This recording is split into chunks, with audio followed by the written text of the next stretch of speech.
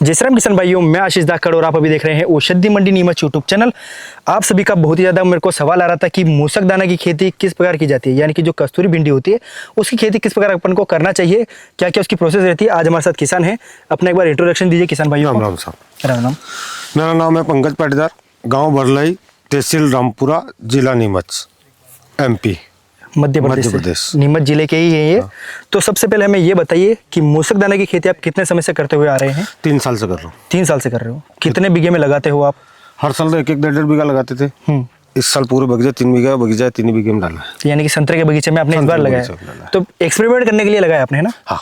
तो कैसा रिजल्ट रहा आपके हिसाब से। रिजल्ट तो बहुत अच्छा है, क्योंकि दूसरी फसलें भी हम लगाते हैं बगीचे में तो ऐसा पैदावार नहीं होता है। नहीं होता है और ऐसे पौधे भी नहीं चलते हैं। अच्छा, पौधे अच्छे चल रहे हैं यहाँ पे। छांवदार जगह पे कस्तूरी भिंडी वास्तव में बहुत अच्छा नजर आ रहा है और अच्छा है और अच्छा उत्पादन होगा। तो हमें ये बताइए, कस्तूरी भिंडी कौन से सीजन में लगाना सबसे अच्छा रहता है। ये जून जुलाई में लगाना अच्छा रहता है। बारिश के सीजन में। जी, बारिश के सीजन में। बारिश के सीजन में आप किस प्रकार लगाते हो उसको, क्यारो लगाते हो, डोरिया वगैरह किस प्रकार लगाते हो। हाँ, जैसे इसको सिडिल से बो सकते हैं अपन, लेकिन अपन ने इसको छिड़काव विधि से बोया है, क्योंकि बगीचा है। छिड़काव विधि से। हाँ, तो छिड़काव विधि। खेत तैयार किस प्रकार करना है अपने को। खेत में तो अच्छी जुताई कर लो, खाद जो जैसे हमने देसी खाद डाला है। हाँ। और बस कोई रासायनिक डाले तो भी आप डाल सकते हो उसमें ना। तो आपने क्यारिया वगैरह तो बना दी जैसे। बीज कितना लगता है 1 एकड़ में अपना। ये 8 से 10 किलो। 8 से 10 किलो, क्योंकि एकड़ सब जगह एक होता है। हाँ। बीघा सब जगह अलग अलग होता है। तो एकड़ में अपने 8 किलो के आसपास इसके बीज लगेंगे अपने को। और ये बताइए कि कितने महीने तक की फसल रहती है। 6 माह की फसल है। 6 माह की फसल, यानी कि जून जुलाई में अपन लगाएंगे तो अपने नवंबर दिसंबर तक अपनी आ जाएगी।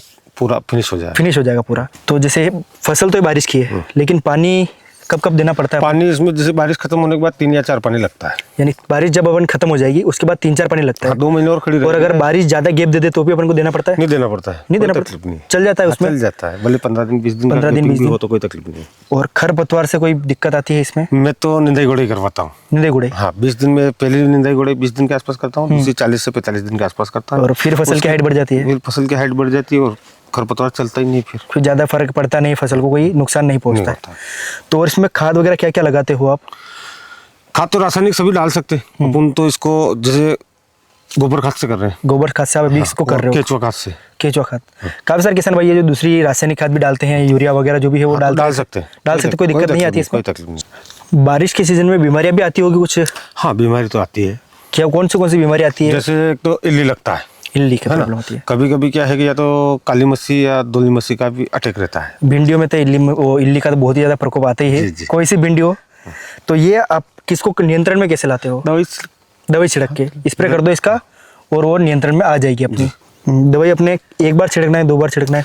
वो तो क्या है कि जैसे रोग का लक्षण देख के 1 या 2 बार अपने को छिड़काव करना पड़ता है। जैसे इल्ली एक ही बार में नियंत्रण हो गया तो कोई तकलीफ नहीं है। बाकी एक बार और अपने को लग रहा है कि अभी जो अपने डोज लगाया है या स्प्रे किया है उसमें इल्ली का सही शॉट नियंत्रण नहीं हुआ तो एक बार और लगा नहीं, 2 बार तो करना ही पड़ेगा। और सबसे मेन इसको निकालने की प्रोसेस क्या रहती है।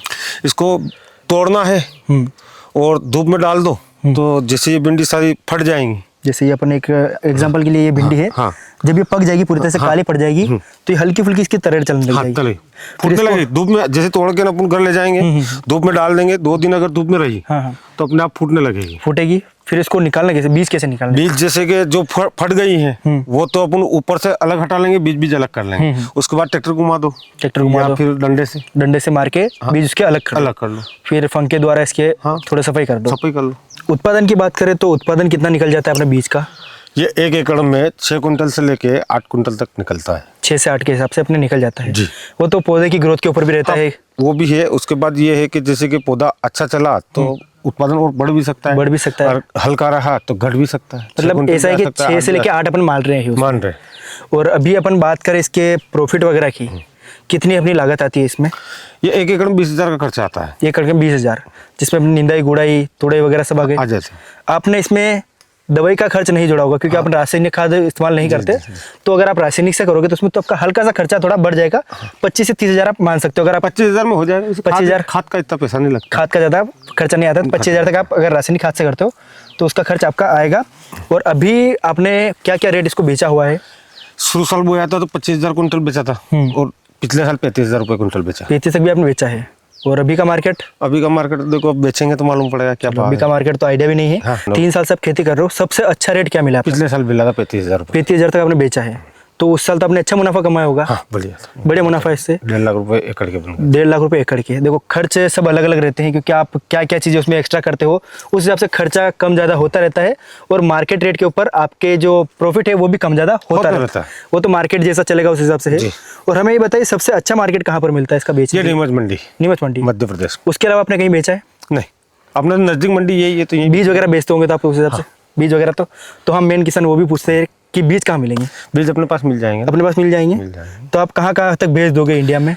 पूरे इंडिया में बेच सकते हैं। अच्छा, पूरे इंडिया में? हाँ। क्योंकि हमारे पास ज़्यादातर ऑडियंस पूरी बाहर की है, यूपी, बिहार, अपने मान लो हरियाणा वगैरह, सब अलग अलग साइड के हैं, तो सब तरफ आप कुरियर कर दोगे? कर देंगे। तो आपको किसी को भी अगर बीज वगैरह मंगवाना हो तो आप किसान से संपर्क कर सकते हो। एक बार अपना एड्रेस, मोबाइल नंबर वगैरह सब किसान को बता दीजिए, ताकि वो आपसे संपर्क करके बीज वगैरह मंगवा सकें। मेरा नाम पंकज पाटीदार है, गांव बरलई, तहसील रामपुरा, जिला नीमच, मध्य प्रदेश। मोबाइल नंबर है 9981767609। राम राम साहब। भाइयों, अगर आपको भी बीज मंगवाना हो तो आप भी किसान से संपर्क करके बीज मंगवा सकते हो। अच्छे बीज मिलेंगे, क्वालिटी के बीज मिलेंगे। और ये आपको अगर और भी कोई मूसक दाना से रिलेटेड कोई भी जानकारी चाहिए तो सारी जानकारी आपको प्रोवाइड करवा देंगे। आप इनसे संपर्क करके पूरी जानकारी ले सकते हो। बाकी आज के लिए इतने। अगर वीडियो पसंद आए तो वीडियो को लाइक जरूर करना, अपने दोस्तों के साथ शेयर करना, और कमेंट में बताना कि आपको और कौन सी नई खेती की जानकारी चाहिए। आज के लिए इतने ही। राम राम। राम राम सर।